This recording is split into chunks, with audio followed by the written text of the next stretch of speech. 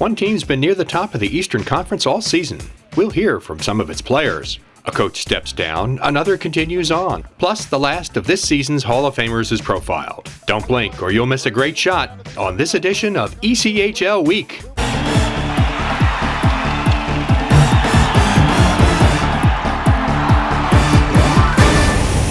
Hi, welcome to another edition of ECHL Week, coming to you this time from the Scope Arena in Norfolk, Virginia, home of the Norfolk Admirals.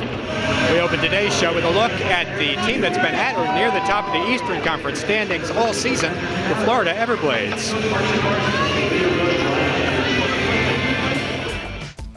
The first Eastern team to reach 70 points this season, Florida has gotten very good goaltending from 3 Carolina Hurricanes prospects, effective defensive play from both veterans and first-year pros, and balanced scoring, led by potential Rookie of the Year Matt Willows.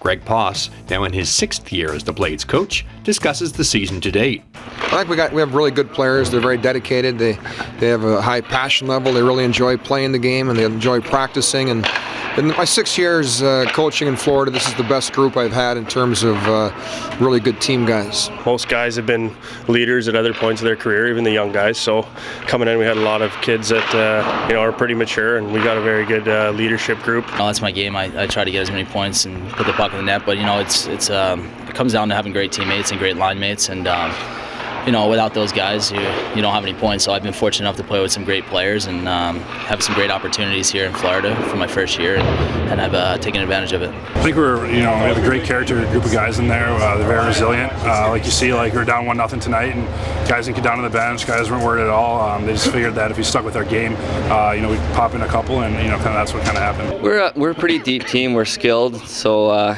It opens up a lot of things for every line. Every line's going to have scoring chances because, it's not just 1 or 2 lines that's carrying the team. So, we're a deep team, we're structured, and we're skilled too.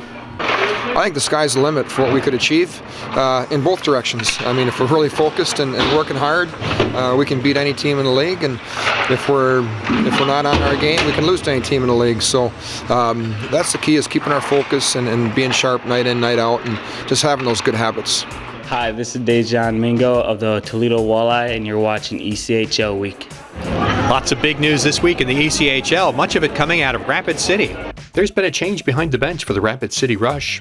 Mark DeSantis, who had been the associate coach, has been named the new head coach. Joe Ferris has stepped down as the bench boss and will now be full-time general manager of both hockey operations and the day-to-day operations of the team. Ferris said the team's plan had been for DeSantis to take over as head coach at the conclusion of the season, but Ferris decided it was time for a new voice and direction in the locker room. Ferris had been the only head coach in Rush history, dating to 2008, when Rapid City was an expansion team in the now-defunct Central Hockey League. The Rush also made an on-ice move, trading veteran forward Garrett Bembridge to Greenville for future considerations. Bembridge, who started his ECHL career in 2006, will be making his 7th stop in the league. Sunday marked his 900th professional game. He started the season in Indy. The Utah Grizzlies have announced an extension to their current affiliation agreement with the NHL's Anaheim Ducks. Anaheim Executive Vice President and General Manager Bob Murray said that the proximity of affiliates in AHL San Diego and Utah is, quote, very important to us and something the organization will greatly benefit from in the years to come. This season is the 3rd in which the teams have been affiliated. During that time, the Grizzlies have a record of 103, 71, and 20.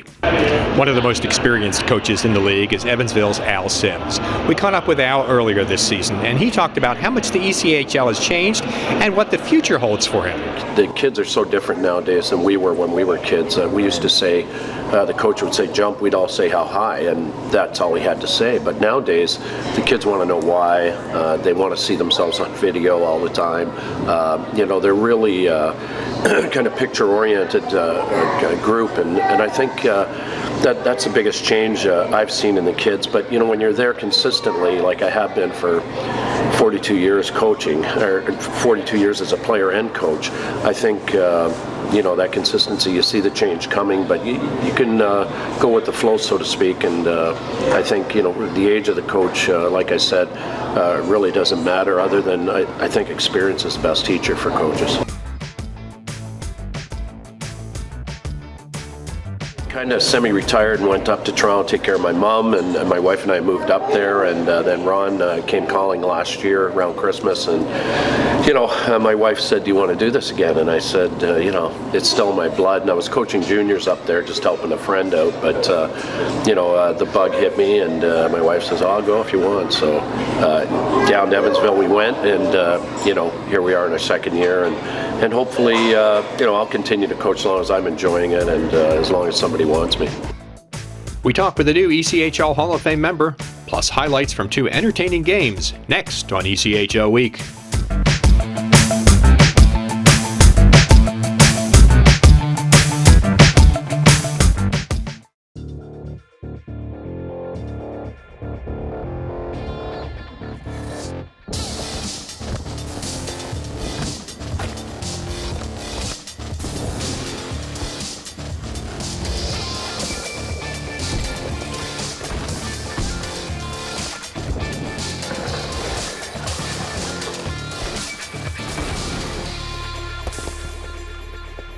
Geico, proud partner of the NHL.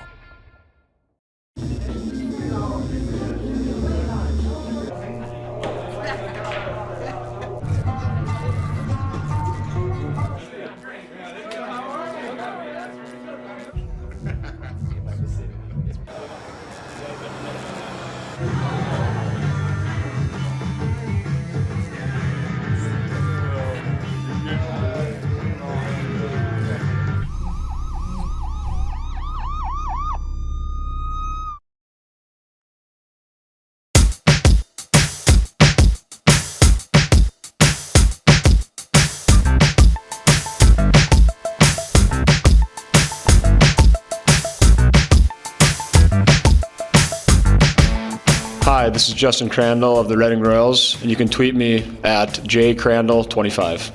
Over the last couple of shows, we've spoken with members of the ECHL's Hall of Fame class of 2016. One more member of that class to speak with, Alan Sirois. And I had a feeling that my sister would do something. She does speak English, my younger sister, the other 2 don't. And by seeing this, it obviously, as you saw, moved me big time. And yeah, it brought me back into those moments where you can't really take care financially of the 2 sisters because you got to take care of the son to go on the road for a Pee Wee tournament. My parents didn't have much money. We ran a convenience store, and the sacrifices they made really touched me because I can see it now being a father, how the difference is in that. And yeah, seeing that video really touched me and brought me back. I let it sunk in a little bit. Then my wife was the first phone call, and then it was one of my good friends, Ryan Petz, which also played in East Coast Hockey for 7 years. I called and I said, "Guess what, man? They're going to get me in the Hall of Fame." He's like, "What?" Then he said, "Man, I wish it was me, but congratulations." And yeah, it was a great moment. I mean, my heart was racing, and I couldn't believe that was actually happening. I remember towards the end of my career, I remember, because I'm a guy with stories, and I like to be in the locker room and be chit-chatting, and I remember doing that, and it was my last year in Greenville. After actually in Texas also, when I went there for a few games. I'm telling stories, and I look around and I'm like, these guys don't have a clue who I'm talking about or what about I'm talking about. Man, how old am I, And that's when it's time you go, man, maybe I'm on my way out, because you never really think. I didn't want to quit ever, and I knew it was coming. And at that time, you start thinking, yeah, maybe my time is about done, And it's sad, but in a way, you just start a new chapter of your life. When I retired, I had no regret. The thing that really, I think I'll remember the first would be the video from my family. I think that just shows what kind of love and they have for me. And I'm very, very blessed, very lucky to have a family like that. Even though they couldn't be here today, they made everything known that they were going to let me know how much they love me and they're proud of me. And you can't ask for better from your family. So I will definitely cherish that moment forever. Hi, this is Cody Carlson of the Cincinnati Cyclones. You're watching ECHL Week. Once again, it's time for our look at the highlight games of the week. Brzezinski loves the puck down the blue line, centers it for Rashid, and he scores! Ryan Rashid to the backhand, and he beats Mark Dekinich, blocker side. The far side for Rashid, and he will sneak his way past Joey Leach, and he scores! Ryan Rashid with some nifty stick work absolutely walked his way around the Stingrays' defense. Denied by Skapski, the rebound comes loose. Gall back across Herbert, one-timer, he scores. And South Carolina ties the game. And collected there on the far side by Brandon McGee. Turns in front, save made, rebounds loose, and Jarrett Stahl collects the rebound and scores. The other way, Nichols cuts his way to the front of the net and he scores! Josh Nichols has tied the game at 3. Josh Nichols ties it with his 12th goal of the season. It behind the net, looking for the wraparound, backhands it in front. Cameron a shot denied, save, rebounds loose, and another shot, he scores! Brett Cameron banks it off of Mackenzie Skapski, and the Swamp Rabbits fall in overtime.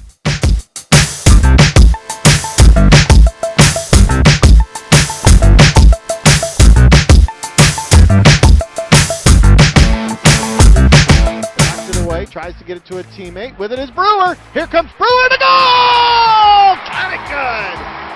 Nice play by Nugent just to dump that puck into the slot. Here comes Tulsa, 2-on-1 on the shorthanded and a shot and a goal!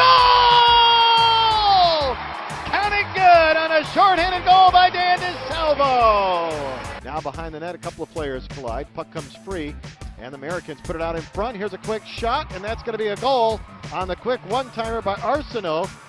They bring it back into the Tulsa zone. Do the Americans a pass in front? Steph is shot and a goal. Just that quick, the Americans have tied it on the pass from King to Steffes. We're in the 8th round of this shootout, folks. Here comes Bloomquist. Bloomquist puts it up high, count it good! The 8th man for the Americans, and he stopped. The 8th man was gunned. No, LaFontaine, and LaFontaine is stopped by Okanura, and the Oilers win it. Count it good! That wraps up another edition of ECHL Week from Norfolk, Virginia. Thanks for watching. We'll see you next time from the Midwest.